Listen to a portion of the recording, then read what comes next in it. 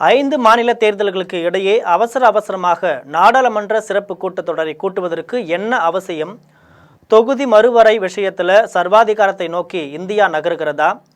தென்றலாக இருக்கும் தெற்கை புயலாக மாற்றாதீர்கள் என்று தமிழக முதல்வர் மு.க.ஸ்டாலின் காட்டமாக தெரிவிச்சிருக்கிறார்.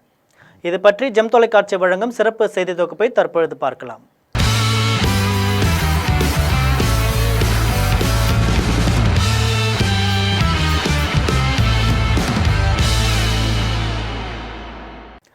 நாட்டில் உள்ள மக்களவை தொகுதிகளின் எண்ணிக்கை 816ஆக உயர்த்த வகை செய்யும் மசோதாக்களை நிறைவேற்ற நாடாளுமன்றத்தில் சிறப்பு கூட்டம் ஏப்ரல் 16ஆம் தேதி தொடங்குது.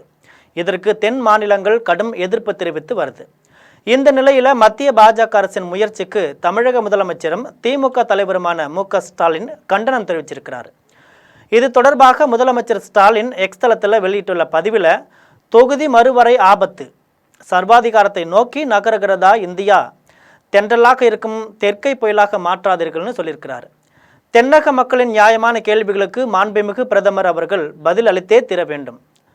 தொகுதி மறுவரையை எப்படி நடத்தப் போகிறார்கள் என வெளிப்படையாக அறிவிக்காமல் ஒன்றிய பாஜக அரசு இதுவரை ரகசியம் காப்பது ஏன்? 2001ஆம் ஆண்டு முன்னாள் பிரதமர் வாஜ்பாய் அவர்கள் அடுத்த 25 ஆண்டுகளுக்கு தொகுதி மறுவரையை ஒத்தி வைத்தது போல பிரதமர் மோடி அவர்களும் செய்ய வேண்டும் என தென் மாநிலங்கள் முன்வைத்த நியாயமான கோரிக்கைகளுக்கு பிரதமர் அவர்களின் பதில் என்ன? 5 மாநில தேர்தல்களுக்கு இடையே அவசரமாக நாடாளுமன்ற சிறப்பு கூட்டத்தொடரை கூட்டுவதற்கு என்ன அவசியம்? நாடாளுமன்ற சிறப்பு கூட்டத்தொடரை ஏப்ரல் 29க்கு பிறகு கூட்ட வேண்டும் என்ற எதிர்க்கட்சி தலைவர்களின் நியாயமான கருத்தை உதாசீனப்படுத்துவதில் மறைந்துள்ள மர்மம் என்ன?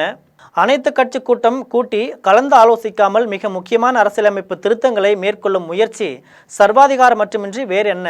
எதிர்க்கட்சிகளின் ஊடகங்களும் கேட்கும் கேள்விகளுக்குத்தான் பதில் சொல்வதில்லை. மக்களின் கேள்விகளுக்கேனும் பதில் கிடைக்குமா?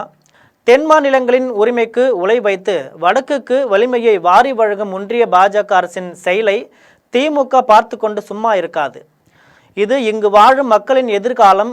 எங்கள் அனுமதியின்றி எங்களோடு பேசாமல் இது தொடர்பாக எந்த முடிவு எடுத்தாலும் நாங்கள் அதற்கு உயிரே போனாலும் உடன்பட மாட்டோம். நாங்கள் கேட்பது நியாயமான தொகுதி மறுவரை என தெரிவிச்சிருக்கிறாரு மு.க.ஸ்டாலின்.